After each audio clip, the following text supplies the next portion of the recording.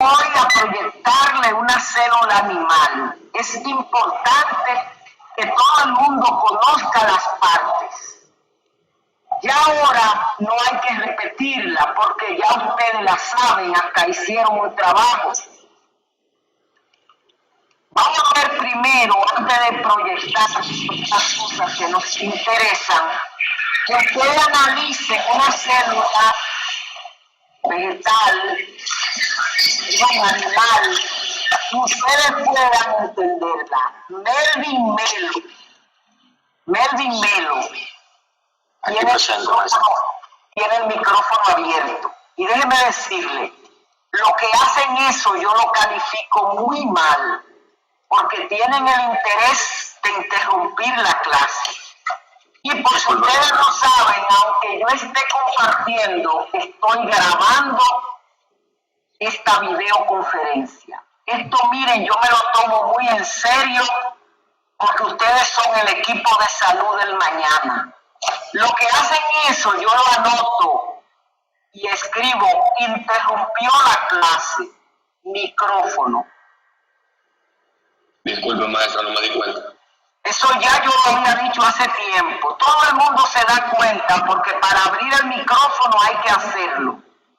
Recuérdense que aquí somos profesionales. Lo que quiere decir que sabemos bien lo que tenemos entre manos. Así que ya usted sabe. Eso no hay que decírselo a adultos. Más en este grupo que lo que hay es 2 varones. ¿Cómo es posible que ustedes hagan eso?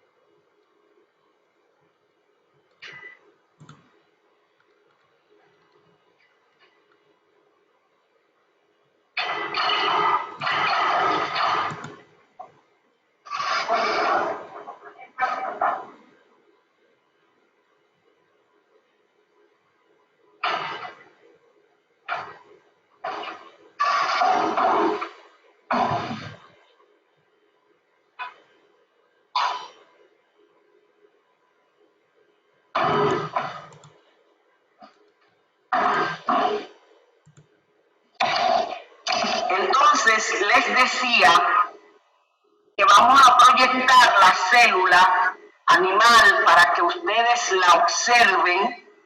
Ya ustedes realizaron esa tarea, ya también leyeron todos esos contenidos, ya de eso hablamos en la clase pasada y vamos a proyectarla solamente para que ustedes observen la célula de nuevo para luego continuar con los otros contenidos.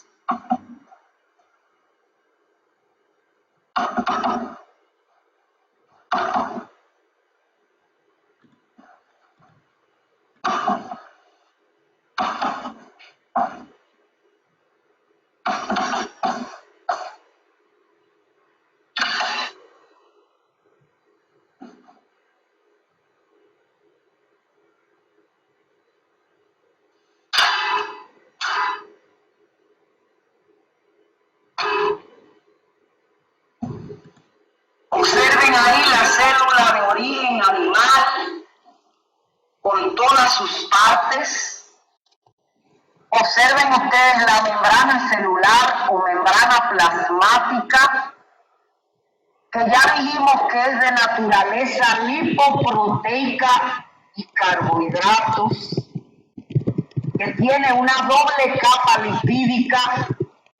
En el centro una capa de proteínas estructurales, de proteínas de membrana, y la capa más externa contiene una delgada capa de carbohidratos, de manera que la naturaleza es lipoproteica y carbohidratos. Y el modelo más aceptado, ya ustedes lo dibujaron, fue una de las tareas, es el modelo de mosaico fluido. Observen también el citoplasma. Ya hablamos en la clase anterior, el citoplasma con todos sus organelos, que ya ustedes dibujaron, y además el núcleo, que es quien dirige a la célula, en el que ustedes saben que hay uno más nucleolo y que predomina el ácido desoxirribonucleico. Predomina el DNA, el ácido desoxirribonucleico, la molécula de la herencia. Mientras que en el citoplasma de la célula predomina el RNA. Solo era para que ustedes recordaran esos conceptos, porque ahora vamos a continuar hablando sobre el tema que hoy nos toca. Hoy nos toca hablar sobre términos de orientación. Después vamos a hablar de los planos anatómicos del cuerpo, luego de las cavidades del cuerpo humano y de la topografía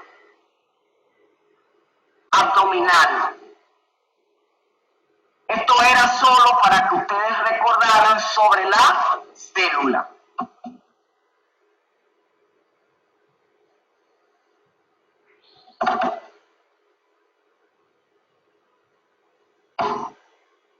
Vamos ahora nosotros a hablar de algo que considero muy importante. Se llaman términos de orientación. Y en esta clase le van a servir mucho. Y también cuando ya terminen su carrera, le van a ser muy útil estos términos de orientación. Son muchos términos de orientación. Nosotros vamos a hablar de los más importantes solamente. Por ejemplo, vamos a ver nosotros lo que significa lateral. Vamos a comenzar por ese porque son los más fáciles, ¿verdad? Lateral se refiere a los lados del cuerpo. Yo puedo decir lateral derecho o lateral izquierdo. Estos términos de orientación se refieren al cuerpo en su conjunto o a cualquiera de las regiones del cuerpo. Decimos lateral para referirnos a los lados del cuerpo. Y naturalmente hay lateral derecho y lateral izquierdo. Con frecuencia usted va a oír, no, eso es lateral. No sé, usted tiene que decir, pero lateral derecho o lateral izquierdo. También un término muy importante que van a escuchar muchas veces en ciencia de la salud es medial. Se refiere a que está en relación con la línea media del cuerpo. Medial, en relación con la línea media del cuerpo. También interno. Cuando ustedes oigan interno, pueden oírlo con dos significados. Interno quiere decir que está dentro de, por ejemplo, un tumor intrahepático. Uno dice que está dentro del hígado, es interno. Eso lo van a oír con frecuencia en los hospitales. Pero también interno se refiere a que se encuentra cerca de la línea media, cerca de la línea media. Cada vez que usted oiga interno en esta clase, quiere decir que está cerca de la línea media. Pero si oye algún día, eso es intrahepático, y dice, no, eso es interno, quiere decir que está dentro de un órgano o dentro de una región. Ahora, externo, quiere decir que está hacia afuera de la línea media, externo. También ustedes pueden oír superior. Superior se refiere que está hacia arriba, hacia la cabeza, hacia el extremo cefálico del cuerpo. Superior. Se puede decir también craneal. Y significa que está hacia la cabeza, hacia arriba, hacia el extremo cefálico del cuerpo. Como es lógico, y para que tengan una idea clara de esos términos, uno dice, los brazos son las extremidades superiores, mientras las piernas son las extremidades inferiores. ¿Por qué?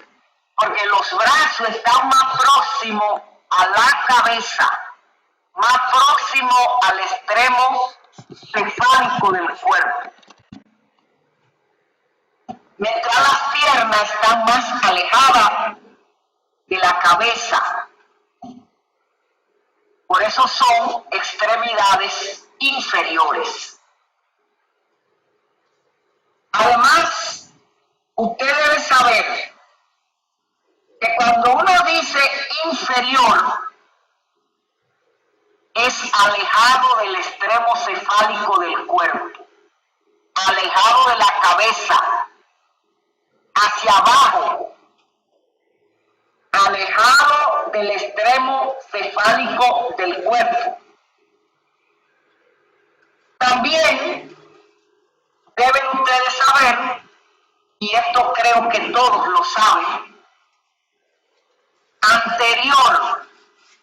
anterior se llama también ventral. ¿Qué es anterior? Por delante de, situado por delante de. Por ejemplo, la cavidad anterior, la que está delante, por delante de. Uno dice, por ejemplo, la cavidad anterior se divide en cavidad torácica y cavidad abdominal. Esa es la cavidad que está delante, por delante de. Anterior se llama también ventral y significa que está situado por delante. También posterior. Ustedes van a oír que uno dice también dorsal. Posterior o dorsal. No hay que decirle que entonces está situado por detrás.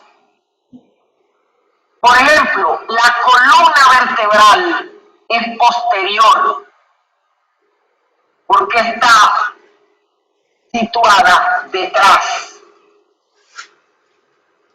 En el ejemplo del manual dice, por ejemplo, los omóplatos están detrás, ese hueso triangular está en la parte superior de la espalda. Se llama omóplato, también se llaman escápulas. Escápulas, una derecha y otra izquierda. Entonces, son posterior porque están en la espalda, ¿verdad? Están por detrás. Usted lo ve por detrás, en la parte superior de la espalda. Yo diría que los omóplatos, que también se llaman escápula, no solo son posterior, también son superior en relación con la espalda. Usted lo topa, usted debe saber bien, me estoy refiriendo al hueso triangular ancho que está en la parte superior y posterior de la espalda. Les dije que se llaman omóplatos, pero que también se llaman escápulas.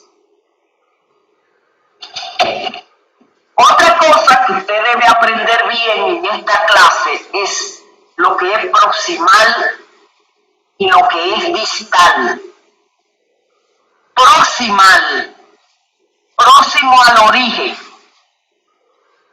En este caso se toma en cuenta casi siempre el tronco. El tronco. Proximal, próximo al origen.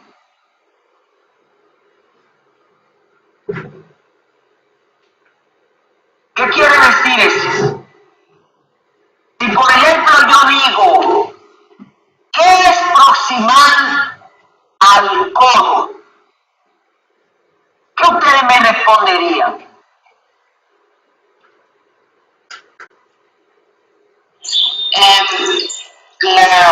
La parte que está entre la muñeca y el codo, ¿cómo se llama? El antebrazo. El antebrazo. Al contrario, eso es lo distal. Ustedes recuerdan que yo les dije que era conveniente que hicieran las tareas previamente para que entendieran y aprendieran. Es al revés. El antebrazo es distal al codo, porque está alejado del tronco. Yo les dije proximal, próximo al tronco. Entonces, si el codo es el lugar de referencia, proximal sería la región del brazo. Y el antebrazo sería distal. Es lo que está próximo al tronco. Y si yo digo que el codo es la referencia, entonces la parte del brazo es lo que está más próximo al tronco, mientras que el antebrazo está alejado del tronco. Por otro lado, tienen que saber bien lo que es distal. Maestra, ¿a qué se refiere cuando yo diga preguntas? Hay preguntas. Yo lo que sí me he dado cuenta que no están haciendo lo que yo le dije de estudiar previamente. Me doy cuenta porque confunden el antebrazo con el brazo y ni saben el nombre del antebrazo. Yo les recomiendo que se den una estudiada porque esta materia es muy larga y después no hay forma de volver a aprenderse todo eso en corto tiempo. Distal, alejado del origen, alejado del tronco, alejado del tronco. Si yo les pongo el mismo ejemplo y les digo que la referente es lo que es el codo, distal sería el antebrazo, porque está más alejado del tronco. Distal es alejado del tronco en este caso. ¿Y qué está alejado del tronco? Si yo lo relaciono con el codo, el antebrazo. También es importantísimo que usted aprenda en esta práctica unos planos de referencia. Esos planos de referencia anatómica son de gran importancia para los anatomistas y para los cirujanos. Esos planos del cuerpo están limitados, oiga bien, por líneas imaginarias, líneas que no existen, pero son muy importantes. Vamos a ver cuáles son esos planos del cuerpo humano. Vamos a hablar de un plano que se llama, Doraisi, por favor, aparece un micrófono. Gracias. Entonces, oigan bien, planos anatómicos del cuerpo. Importantísimo son esos planos. Pero hay que saber que en realidad las líneas que vamos a mencionar ahí son imaginarias, no existen. Algunos piensan que son reales, pero no, son totalmente, pero oiga bien, totalmente imaginarias. Hay un plano que se llama plano medio sagital. Plano medio sagital. Y en ese plano medio sagital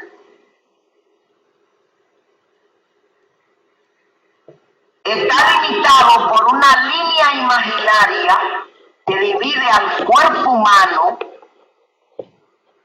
en dos partes, dice, iguales, una derecha y otra izquierda. Pero yo quiero aclararle que no son iguales. Cuando uno divide el cuerpo en una parte derecha y otra izquierda, las dos partes no van a ser iguales.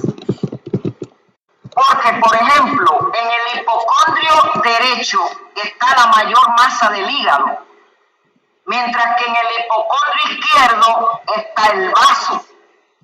Del lado izquierdo están las 2/3 partes del corazón. Entonces, eso quiere decir que si yo divido el cuerpo en una parte derecha y otra izquierda, partes nunca van a ser iguales.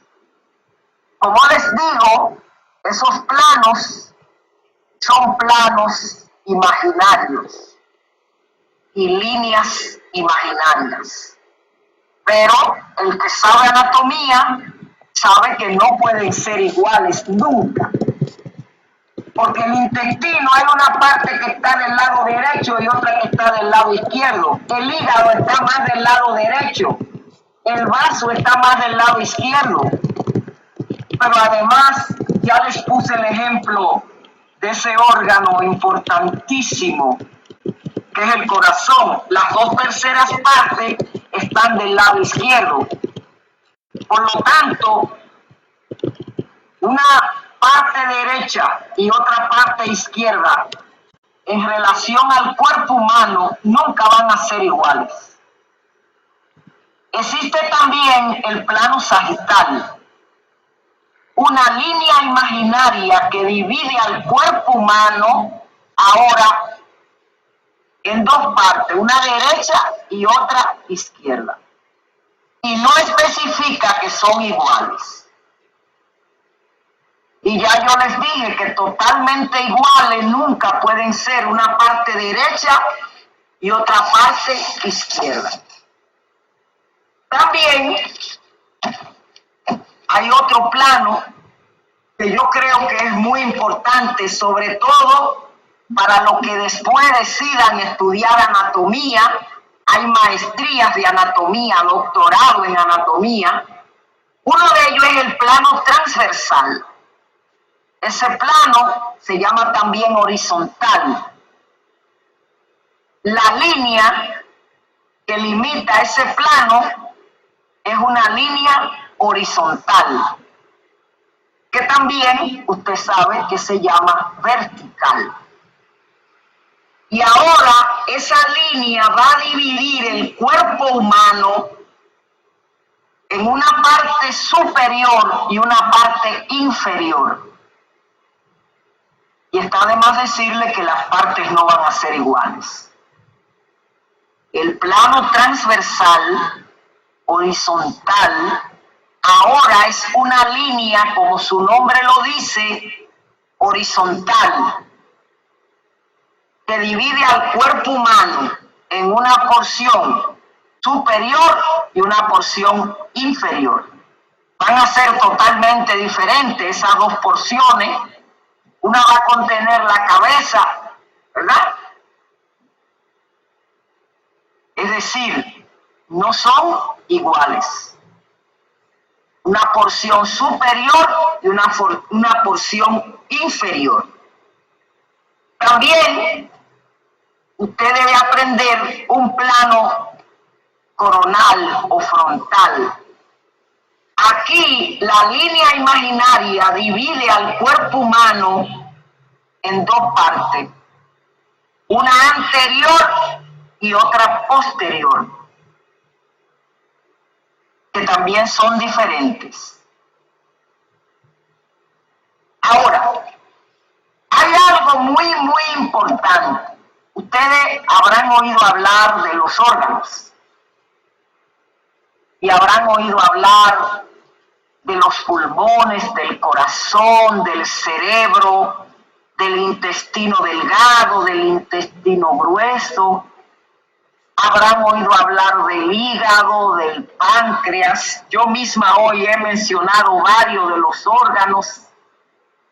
Ustedes también habrán oído hablar del testículo, de la vesícula seminal, también del útero, de los ovarios, de la trompa de Falopio, de los riñones, en fin. Han oído hablar de muchos órganos, ¿verdad? ¿Sí o no? Esos órganos están contenidos en cavidades. Una cavidad anterior, la cavidad ventral o anterior, esa cavidad anterior o ventral, cuando ustedes hicieron el dibujo se habrán dado cuenta que el músculo diafragma divide a esa cavidad anterior en dos cavidades. Una parte superior, que es la cavidad torácica, donde están contenidos los órganos del tórax. Ahí están contenidos y protegidos los órganos del tórax. Esa cavidad contiene y protege a los pulmones, la pleura, el corazón, los grandes vasos sanguíneos, que ustedes saben que son la aorta, la arteria pulmonar, la vena cava superior, la vena cava inferior, el conducto torácico. Por ahí también pasa el nervio vago. Además, como ustedes saben, contiene, ya les dije, los dos pulmones, la pleura, que es la membrana que envuelve o recubre a los pulmones, mejor decir, recubre a los pulmones, el corazón situado en el mediastino, y ya les dije, los grandes vasos. que son la arteria aorta, la arteria pulmonar. Ahí también está la vena cava superior, la vena cava inferior, el conducto torácico. Todos los órganos que hay en el tórax son protegidos por la cavidad torácica.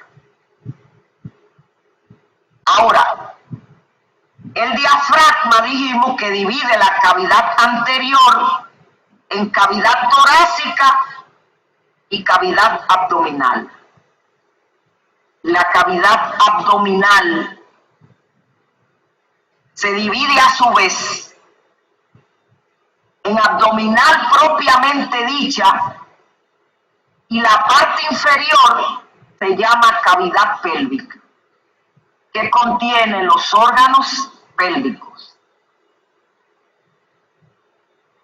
Así, esa cavidad anterior protege y contiene la cavidad torácica, los órganos del tórax, y la cavidad abdominal propiamente dicha, los órganos del abdomen.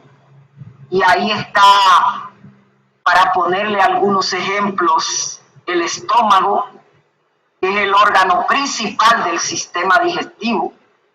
Ahí está el intestino grueso, el intestino delgado, ahí está el hígado, el vaso.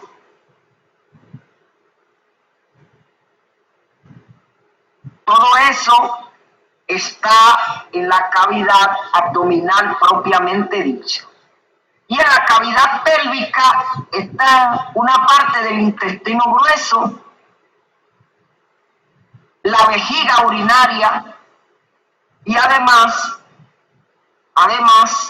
ahí están los órganos reproductores. Menos el pene, que ustedes saben que sale, ¿verdad? Que es, ustedes pueden observarlo. No hay que decírselo porque eso ustedes lo saben bien. En esa cavidad pélvica, entonces, están protegidos los órganos de la pelvis. Usted irá conociendo cada uno de esos órganos a medida que avance. Aquí va a conocer la introducción, pero luego cuando de anatomía va a conocer cada órgano con todas sus partes. Mientras tanto, aprenda los nombres de esos órganos y su localización. Ya cuando vaya a los cadáveres, te van a aprender en detalle cada órgano. Ahora vamos nosotros a hablar de la cavidad posterior, porque hay una cavidad anterior y hay una cavidad posterior. No hay que decirle que está detrás, por eso se llama posterior. Y esa cavidad posterior o dorsal, esa cavidad posterior se divide también en dos partes.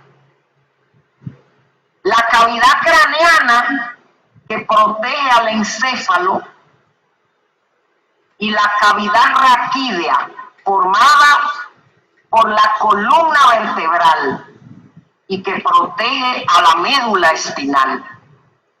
Oiga bien, la cavidad posterior se divide a su vez en dos cavidades. Una cavidad craneana formada por los huesos del cráneo y que protege al encéfalo. Y el encéfalo es la parte superior del sistema nervioso central. Parte superior del sistema nervioso central. Vamos a conocerlo en detalle en la práctica número 3. Pero también la cavidad posterior, además de una parte superior, que es la cavidad craneana, tiene una parte inferior, que es precisamente la cavidad raquídea, formada por la columna vertebral y que protege y contiene a la médula espinal. Protege y contiene a la médula espinal. Y la médula espinal es parte del sistema nervioso central. Usted entenderá entonces que el sistema nervioso central está protegido por la cavidad posterior, porque la parte superior de esta cavidad, que es la cavidad craneana, protege al encéfalo, y la parte inferior, que es la cavidad raquídea, protege a la médula espinal. Médula espinal es parte del sistema nervioso central. Y encéfalo también es parte del sistema nervioso central. Por lo tanto, aprendan ahora que el encéfalo y la médula espinal forman el sistema nervioso central. También tienen ustedes que conocer, ya yo sé que ustedes lo saben porque hicieron el dibujo, me lo mandaron a la página. En esta práctica hay que aprender la topografía del abdomen. Y yo voy a ser muy breve hablándole de la topografía, por considerar que ya ustedes hicieron los dibujos, que además ya deben saber que el abdomen se puede dividir en cuadrantes. 4 cuadrantes. Cuadrante superior derecho, inferior derecho, cuadrante superior izquierdo y cuadrante inferior izquierdo. Esos 4 cuadrantes son muy importantes para todo el de ciencia de la salud. Porque en el expediente de los pacientes, o cuando usted dé una conferencia o hable de algún tema, usted necesariamente tiene que decir dónde está la lesión. Si es un tumor, ¿dónde está el tumor? Si es una herida, ¿dónde está localizada la herida? Por lo tanto, el que es de ciencia de la salud debe conocer las regiones en que se divide el abdomen. Esa división sencilla en 4 cuadrantes. Los que no la han dibujado, dibújenlo para que se aprenda bien el cuadrante superior derecho, inferior derecho, superior izquierdo e inferior izquierdo. Pero además hay otra división súper importante. Los que estudian medicina, las que estudian enfermería, los que estudian enfermería, y en fin, en cualquiera de las carreras de la ciencia de la salud, hay que conocer bien esas 9 regiones. El abdomen se divide en 9 regiones. Y esas 9 regiones son, comenzando por el lado superior derecho, hipocondrio derecho. Ahí está la mayor masa del hígado. Ahí se localiza, en el hipocondrio derecho. Después, flanco derecho, fosa ilíaca derecha. Les repito, hipocondrio derecho, flanco derecho y fosa ilíaca derecha. En el centro, epigastrio, mesogastrio o región umbilical. Y en la parte inferior, hipogastrio. Epigastrio, ahí detrás está el estómago. Los pacientes cuando tienen dolor de estómago le señalan a uno ahí en la parte media, el epigastrio. Por debajo del epigastrio, el mesogastrio o región umbilical. Y en la parte inferior, hipogastrio. Del lado izquierdo, hipocondrio izquierdo, hipocondrio izquierdo, blanco izquierdo, fosa ilíaca izquierda. Esto es tan importante como ustedes ni se imaginan.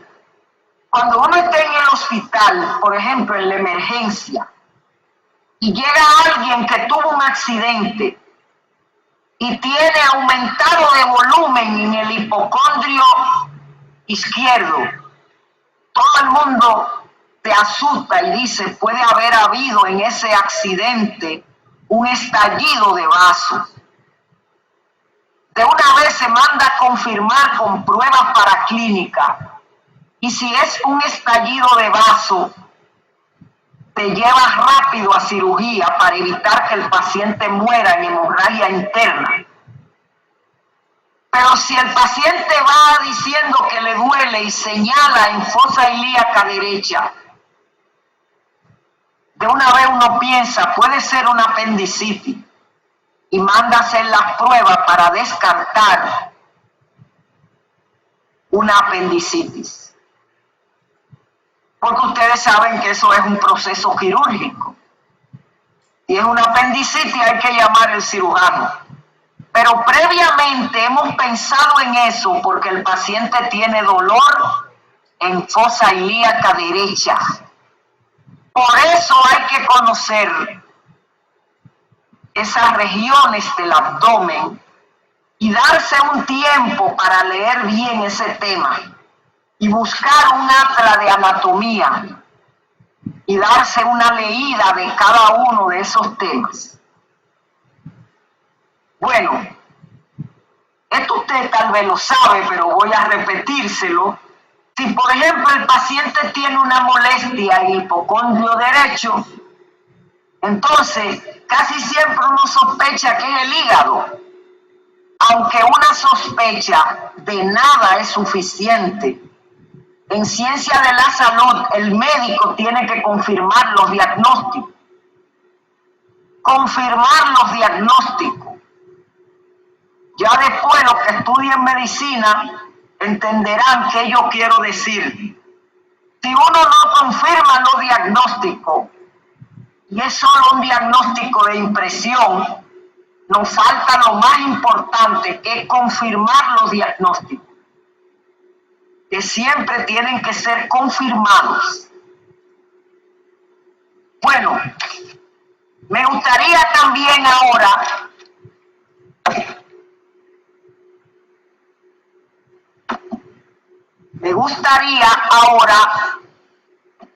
darle una brevísima introducción de lo que es la práctica número 2. Esa práctica número 2 es sistema esquelético y articulaciones.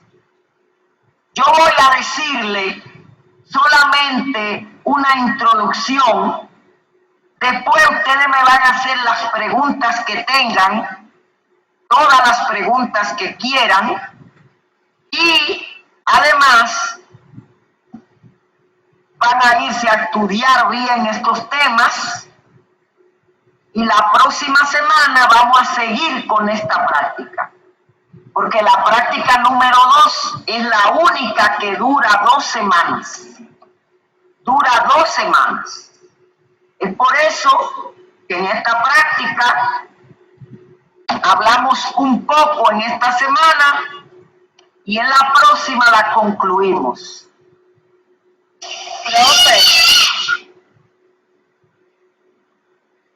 Yo dije, me van a preguntar cuando yo diga preguntas. Ahí me van a preguntar todo lo que ustedes quieran. Sí, profe, lo que pasa es que está lloviendo, el internet se me está yendo por si salgo, mi nombre es Stephanie Lorenzo. Figúrese usted, mi hija, figúrese usted. Ojalá que no se le vaya. Sí, por la lluvia, esperemos que no. Figúrese, en este país llueve mucho. Hay que irse asegurando de que no se le vaya cuando llueve. Pues bien, les decía que voy a hacerle una muy breve introducción de la práctica número 2. Esa práctica es sistema esquelético y articulaciones. Y usted recordará que hablamos de que el cuerpo humano está formado por 10 sistemas y mencionamos esos 10 sistemas.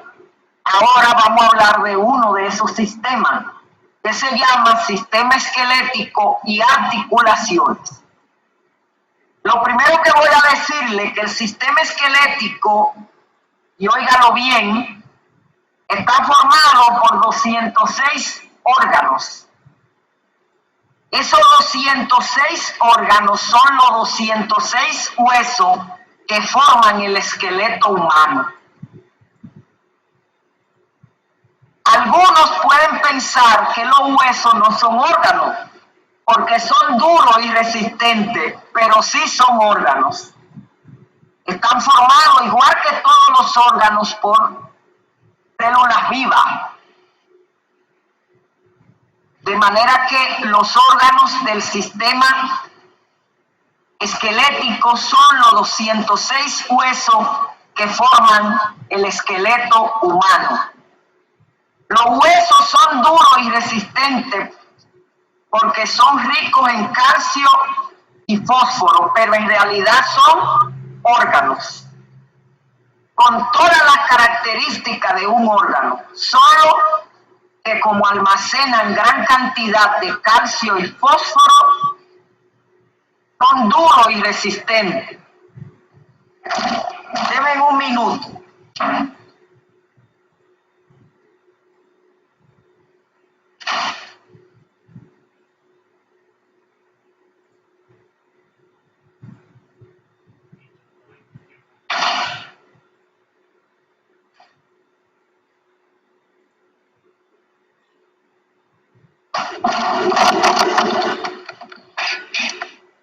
Es que está lloviendo mucho aquí.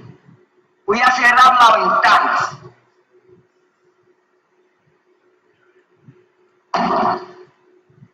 Bien, les decía, el sistema esquelético está formado por 206 huesos que forman el esqueleto humano. Pero para su estudio, el esqueleto humano se divide en dos esqueletos. Un esqueleto axil y un esqueleto apendicular. Voy ahora a compartir pantalla para que ustedes observen el esqueleto axil y el esqueleto apendicular.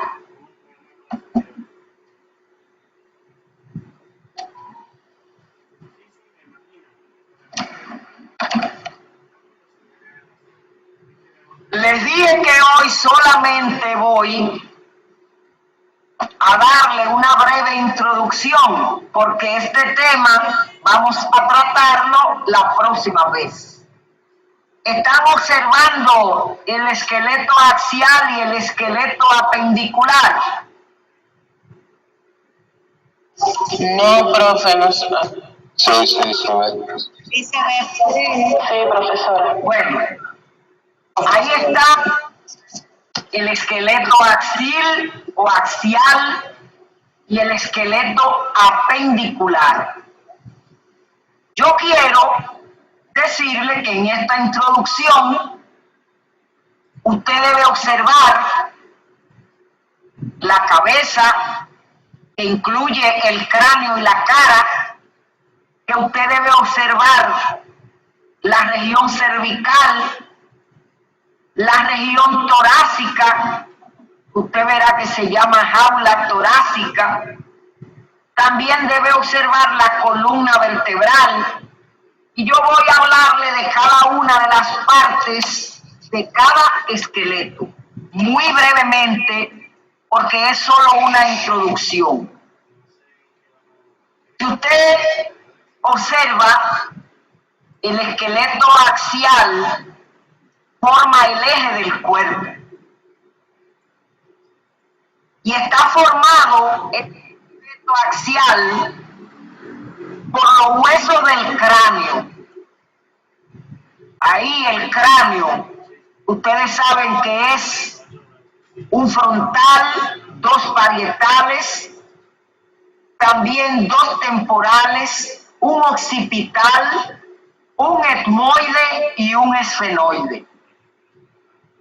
Esos huesos son los huesos del cráneo. El cráneo entonces está formado por 8 huesos. Recuerde que yo les dije que en la cavidad craneana está protegido el encéfalo. Ahora, el esqueleto axial, además de los huesos del cráneo, incluye los 14 huesos de la cara, que de arriba abajo son, y siempre hay que decir en anatomía, de arriba abajo, quiero decir que usted debe comenzar siempre numerando lo que está arriba. Ahí está lo que es los maxilares superiores, 2 maxilares superiores, 2 palatinos. Aquí no se ve bien porque no están separados los huesos, ¿verdad? Pero 2 palatinos, 2 cigomáticos. Esos cigomáticos se llaman también malares, 2 lagrimales, 2 nasales en relación con la nariz, 2 nasales, un vómer y los 2 cornetes inferiores. Además de los 2 cornetes inferiores, aquí en la parte inferior, la mandíbula que también se llama maxilar inferior. Cuando usted vaya a los hospitales va a ver que hay pacientes que llegan con un dolor tremendo y no pueden cerrar la boca. Se les cae la mandíbula. Ese es el maxilar inferior. Pero también usted debe saber que en el cuello, en la región cervical, hay un hueso. Se llama hioides. El único hueso del cuello. Y ese hueso no está articulado con ningún otro hueso. Es un hueso pequeño que no se articula con ningún otro hueso. El hueso que está en la región anterior del cuello. Luego de ese hueso hioides, usted debe saber sobre 6 huesecillos que están, 3 de un lado y 3 del otro lado, dentro del oído medio. Dentro del oído medio hay unos huesecillos. Esos huesecillos de arriba a abajo son 2 martillos, 2 yunques y 2 estribos. 2 martillos, 2 yunques y 2 estribos. Esos huesecillos son importantísimos ahí en el oído medio y tienen una relación importante con el equilibrio. Después usted verá que hay pacientes que se van de lado. Le dice, sufren de vértigo. Usted después va a saber, los que estudian medicina van a saber la relación de esos 6 huesecillos con el equilibrio. También, y mírelo aquí usted, forma parte del aparato axial la columna vertebral. Esa columna vertebral está formada de arriba abajo, como siempre les he dicho, que en anatomía siempre se comienza de arriba abajo. Ahí están 7 vértebras cervicales. Se llaman así porque están en la región cervical. 7 vértebras cervicales. Después, 12 vértebras torácicas, porque están en la región del tórax. 12 vértebras torácicas. Luego están 5 vértebras lumbares. 5 vértebras lumbares. Se llaman así porque están en la región lumbar. Luego, en la parte inferior, ese hueso triangular es un hueso muy importante que forma parte también del esqueleto apendicular. Forma parte de los 2 esqueletos.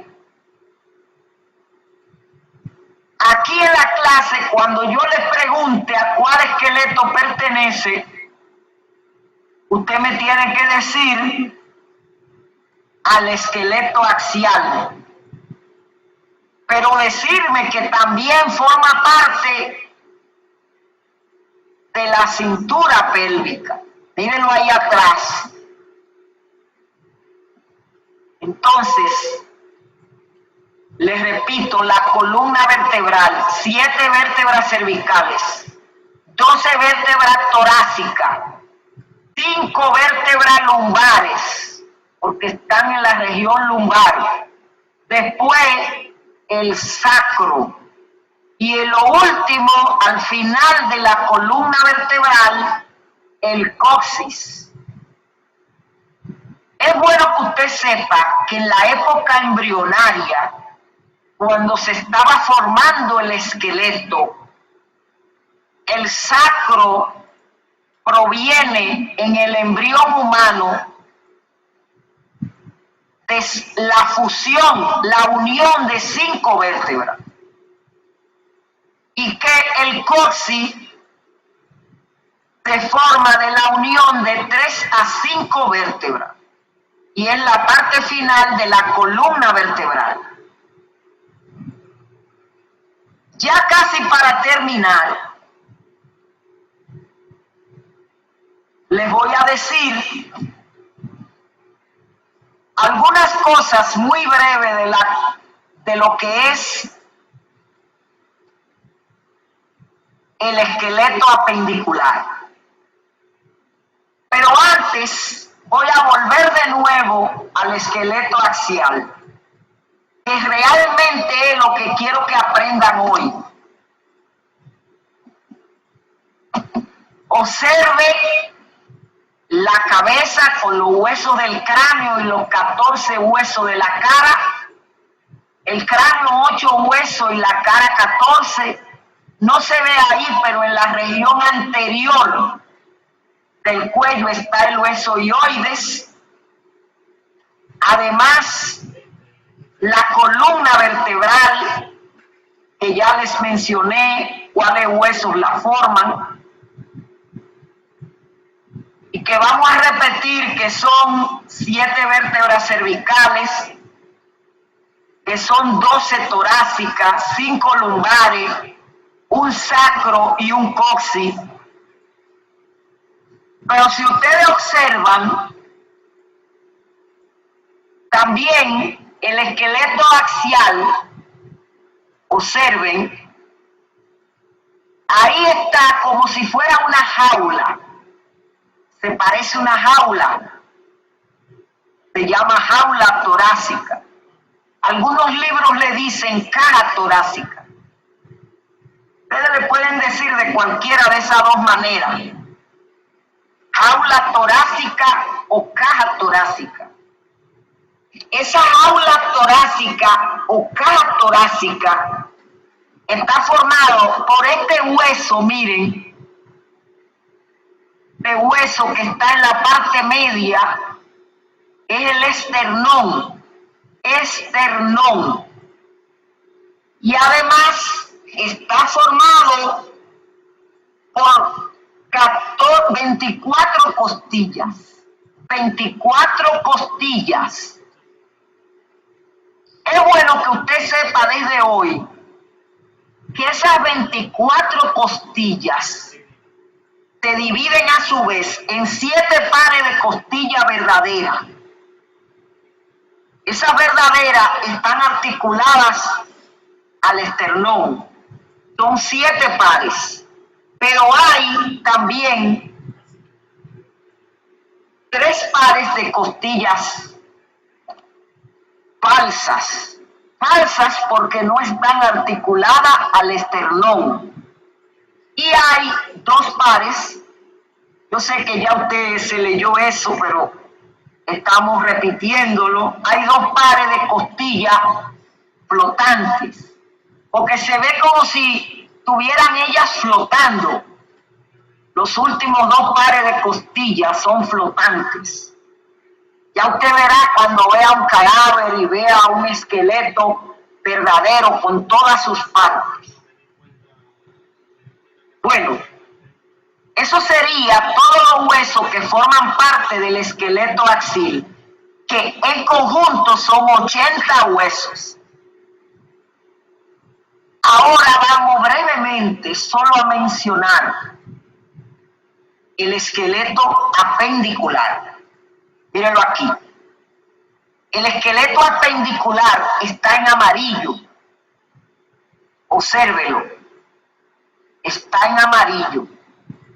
Y el esqueleto apendicular, muy importante, aquí van a aprender muchos nombres que ustedes nunca habían oído.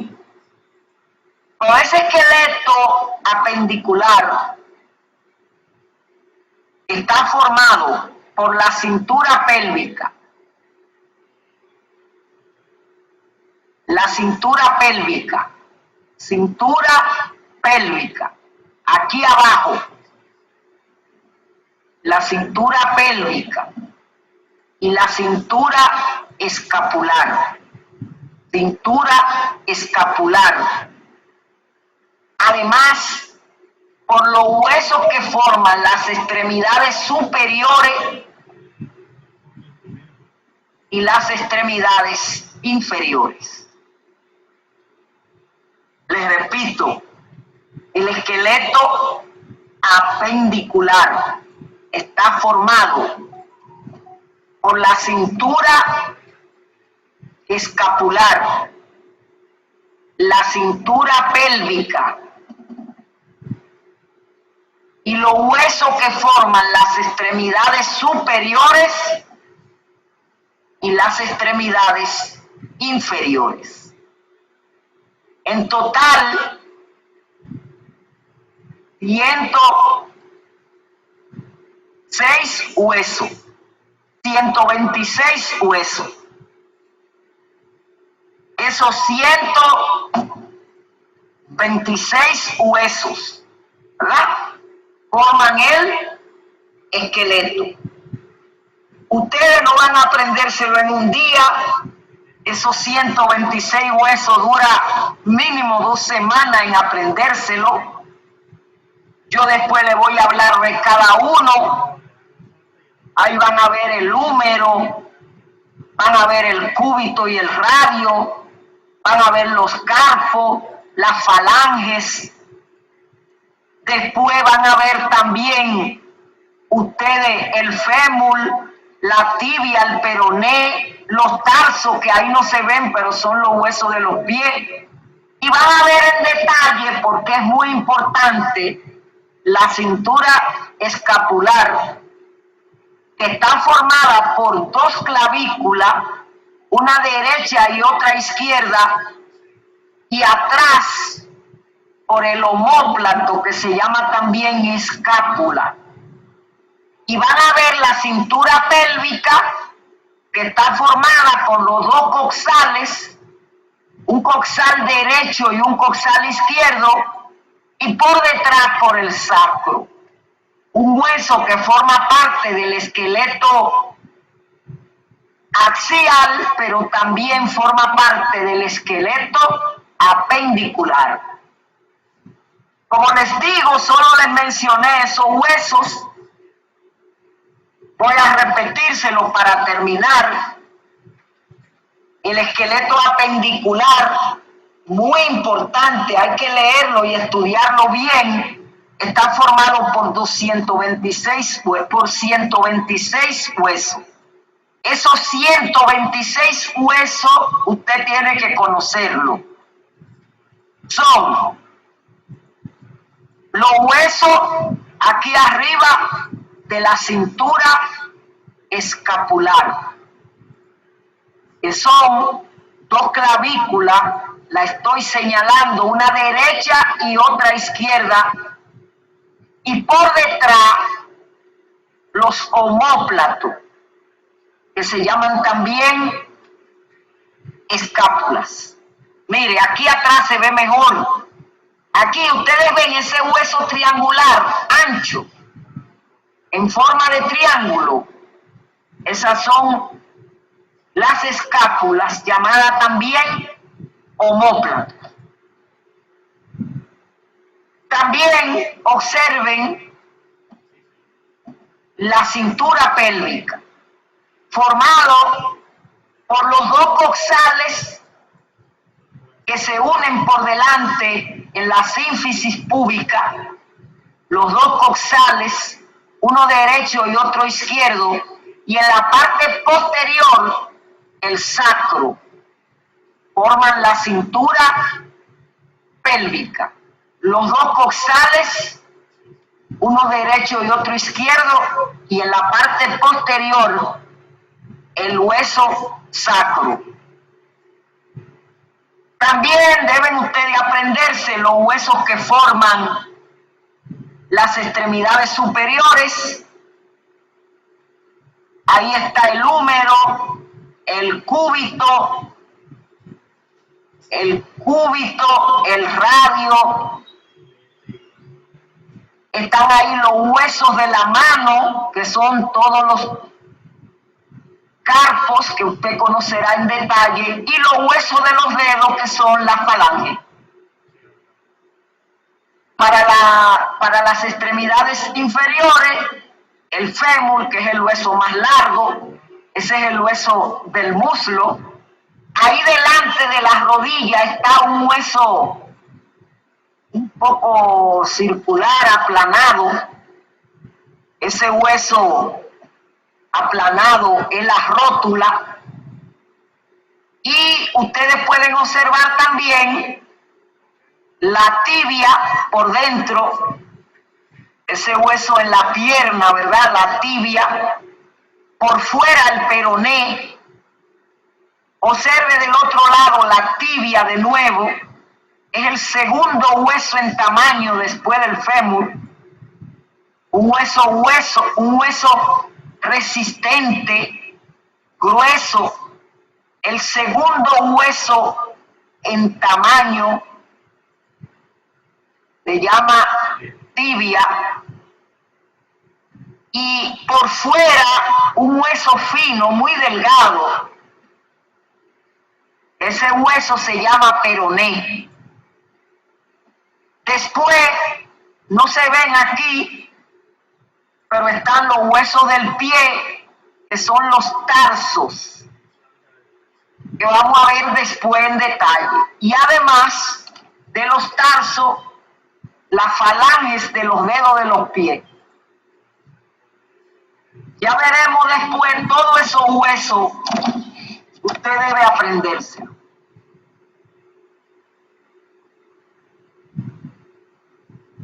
Usted debe saber también las funciones del esqueleto. Le voy a decir muy breve las funciones del esqueleto. Por ejemplo, el esqueleto humano tiene una función importantísima en En la médula ósea roja está en el canal medular. En la médula ósea roja ocurre la hematopoiesis. Y hematopoiesis quiere decir síntesis de los elementos formes de la sangre. Los elementos formes de la sangre. Eso vamos a verlo en una práctica muy bonita. Pero ahora tengan en cuenta que son los glóbulos rojos, se llaman también hematíes, también se llaman eritrocitos, los glóbulos blancos que se llaman leucocitos y las plaquetas que se llaman también trombocitos. Esos son los elementos formes de la sangre, que junto con el plasma forma ese tejido muy importante que se llama sangre. Un tejido conectivo especializado. Pues la hematopoiesis ocurre en la médula ósea roja. También es bueno que ustedes sepan que el hueso está relacionado, tiene función de movimiento. Para el movimiento se deben contraer músculos y cuando los músculos se contraen, los huesos actúan como palanca y se produce el movimiento. Les repito, para que se produzca el movimiento, los músculos tienen que contraerse.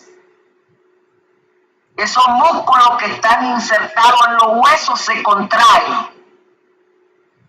Y al contraerse los músculos, los huesos actúan como palanca y se produce el movimiento.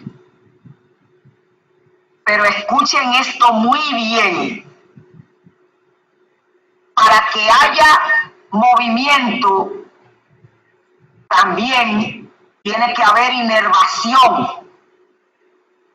Si no hay inervación, ¿ustedes creen que va a haber movimiento? No. Los nervios tienen una función importante en producir el movimiento.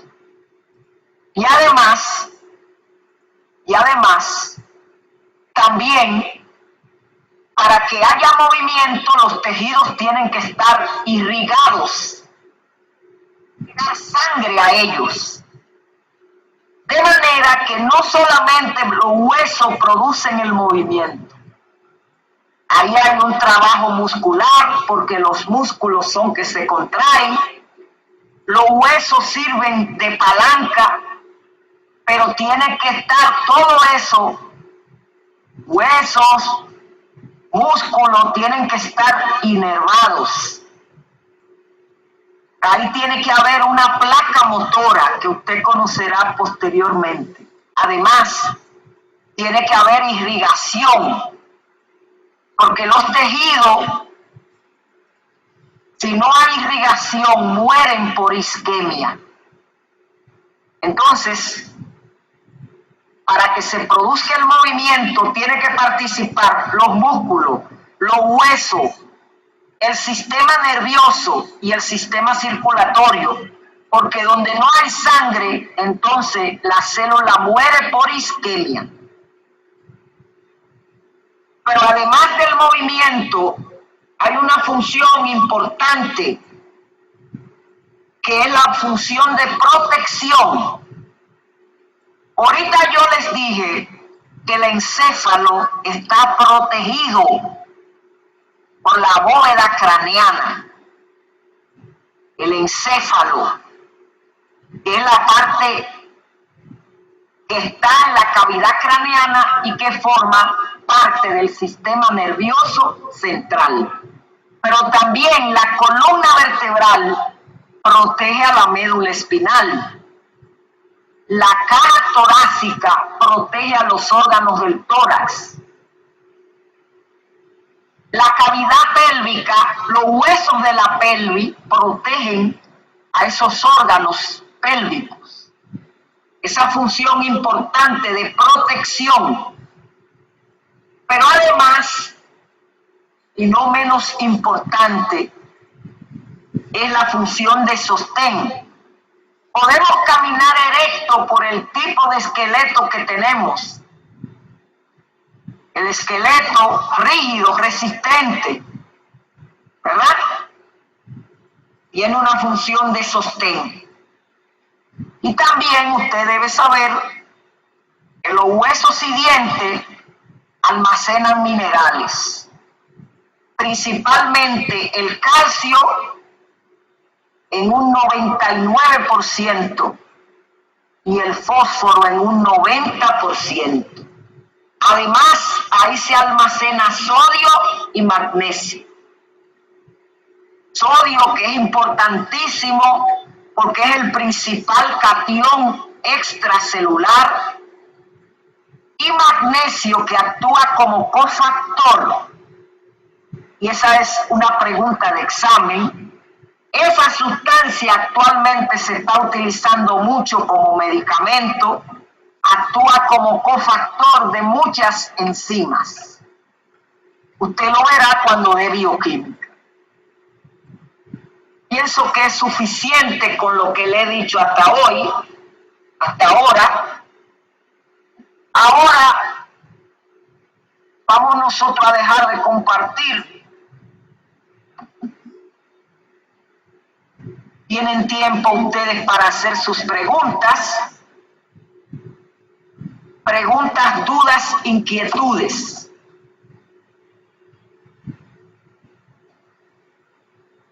Preguntas, dudas, inquietudes.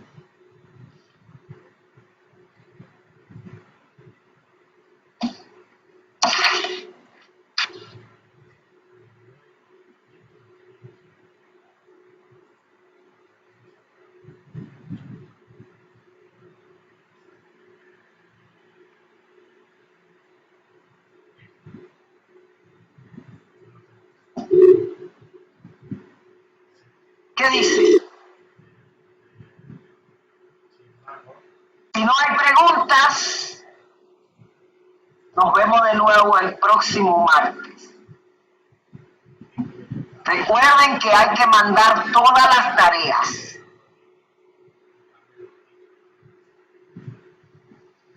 Profesora, El día antes de que toque cada práctica. Ajá. las tareas la mandó. Yo dije preguntas, estoy esperando que pregunten. Vamos a ver. Las tareas tenemos que mandarlas en formato PDF a manuscrito y por el grupo de WhatsApp. Claro, como yo dije la vez pasada. Ok. ¿Hay otra inquietud, preguntas, dudas, interrogantes? Profesora, Diga usted, Carla. la próxima tarea son 2 prácticas, las siguientes prácticas. Bueno, esta semana la tarea es, ya que se aprendieron la práctica 1, aprenderse muy bien la práctica número 2. La tarea de esta semana es aprenderse bien, utilizando el manual y atlas de anatomía, aprenderse bien la práctica número 2, en la cual es bastante extensa porque hay que aprenderse los 206 huesos del esqueleto. O sea que es una tarea bastante ardua, hay que aprenderse todo el esqueleto. Además, hay que aprenderse las articulaciones. Y articulación es todo contacto entre 2 o más huesos, tengan o no movimiento. Todo contacto entre 2 o más huesos, tengan o no movimiento. Algunos piensan que para que sea articulación tiene que tener movimiento, pero no. Las del cráneo no se mueven y son articulaciones. Esas suturas del cráneo no se mueven, pero eso no quiere decir que no sean articulaciones. Articulación va junto con el esqueleto. hay que aprendérsela bien. Uno dice articulación refiriéndose a todo contacto entre dos o más huesos, tengan o no movimiento. Bien, ¿hay alguna inquietud, duda, interrogante? Lo del tema, profe, entonces nada más no lo tenemos que aprender, no tenemos que escribirlo, desarrollarlo. Pero claro, el tema 2 es uno de los que más hay que hacer un resumen y dibujar todos los esquemas, absolutamente todos. Y buscar también atlas de anatomía. Para hablar de los huesos hay que haberlo estudiado. De manera que hay que estudiarlo, pero muy bien. Y hay que mandar el resumen en cada práctica sin que yo le diga nada de ahora en adelante. Cada vez que toco una práctica, el día antes hay que mandar el resumen y llenar al final las preguntas que hay en el cuestionario de cada práctica. Eso ya lo habíamos dicho, estamos repitiéndolo. Entonces, ustedes formaron grupos. ¿No es así? Formaron grupos. Sí. Pues oigan bien, esos grupos que formaron, esos grupos que ustedes formaron, van a comenzar a trabajar a partir de la práctica número 2. ¿Ustedes numeraron esos grupos o están solamente formados? ¿Puedo hablar, maestra? Solo quiero saber si están numerados o si solo están formados. Sí, ya me han enviado 4 grupos. Están numerados. Bueno, el grupo 1 entonces, ¿quién encabeza el grupo 1? El grupo 1 lo encabezo yo, profesora Lorenzo de los Santos. Usted no había puesto la unidad hoy, por eso quería hablarle. También soy yo, Crismeri Mora. Y Stephanie Lorenzo. Rafael Guzmán también. No, tranquilos. Con una sola es suficiente. Nosotros teníamos... Oiga bien, la próxima semana le va a tocar a ustedes exponer el tema de sistema esquelético y articulaciones. Yo hice hoy una breve introducción, solamente para que usted tenga una idea y pueda hacer un resumen del tema. Para eso tienen que traer esquemas. Miren, yo busqué ese esquema en un atlas. Ustedes pueden buscar esquemas en los atlas de anatomía. Pueden utilizar también libros de texto de morfofunción o de anatomía. El caso es que vamos a dejar que ustedes pongan, porque cuando ustedes ponen, aprenden. Ustedes ponen, yo escucho, participo y le pongo su nota a cada uno individual. Los trabajos son individuales. Las exposiciones son en grupo, pero la nota es individual. Yo escucho cómo cada uno expone y le pongo su propia calificación. Asimismo los foros. Yo leo lo que usted escribió y le pongo su nota individual. Ahora, todo el que quiera decirme algo, estamos a tiempo. Vamos a ver, preguntas, dudas, interrogantes. Diga, Felina. Yo soy del mismo grupo 1. Lo que pasa es que ya usted, la otra clase, no había puesto una exposición para mí. Y nos dijo... Lo que pasa es que siempre antes de ponerlo a exponer, yo le digo algunas cosas y le hago un resumen para que tengan una idea de cuáles son las cosas importantes que van a decir. De ahora en adelante, a los que le toque la práctica 3, 4, 5, 6, 7, 8, ya tienen una idea de qué hay que decir. Entonces, porque ustedes nunca habían dado morfofunción. Es por eso que pusimos a ustedes a exponer, pero siempre la dejamos para la segunda semana de la práctica. Pero lo que nosotros es lo mismo que usted dio hoy, o sea, pero eso no es el problema. Yo sé que yo dije muchas cosas que no están ahí. Muchísimas. Bueno. Muchísimas, pero además es que esta práctica está programada para que sea 2 semanas.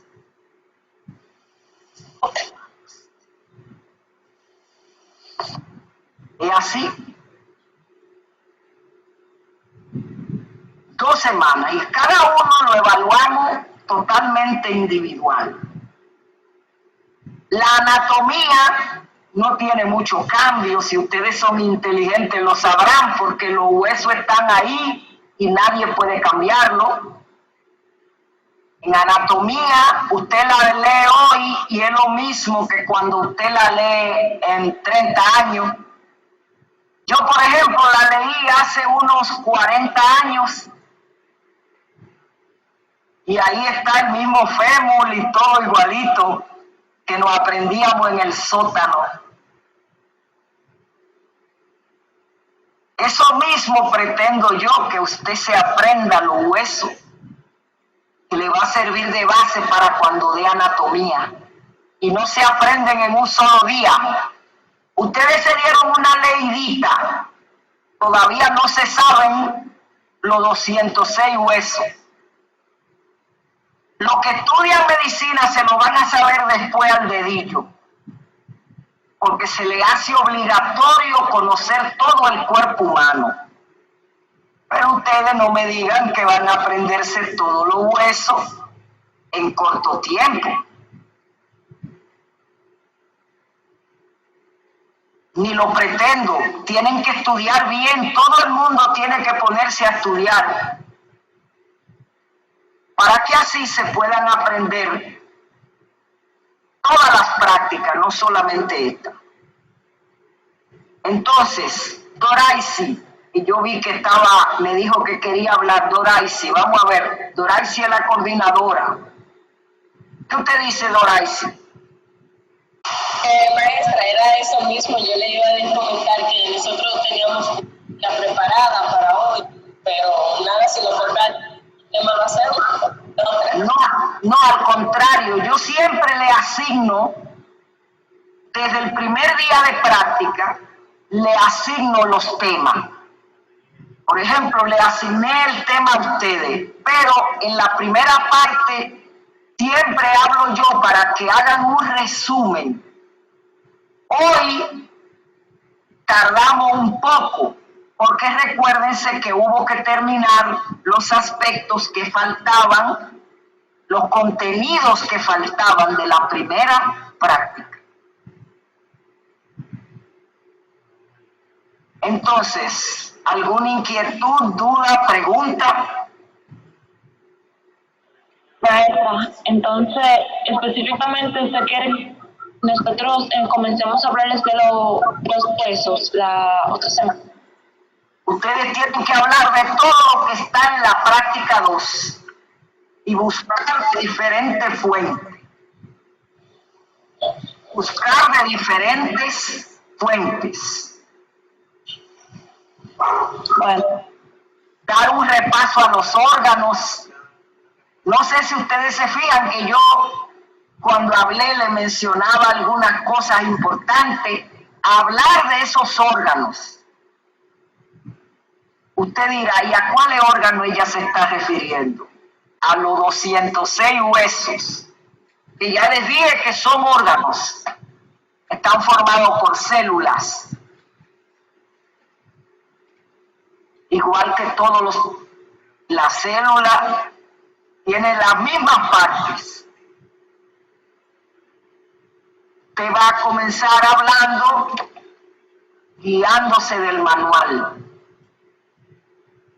Primero define el sistema esquelético y después habla de las cosas importantes en relación con su función. Un buen resumen. Y todo el mundo me tiene que mandar a más tardar el lunes esa tarea al grupo de WhatsApp. El lunes para que el martes todo el mundo entienda lo que se va a hablar. Recuérdense que le he dicho que cuando uno estudia previamente, aprende.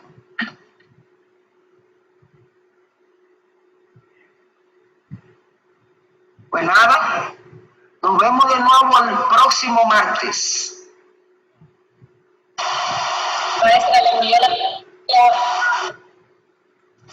La asistencia.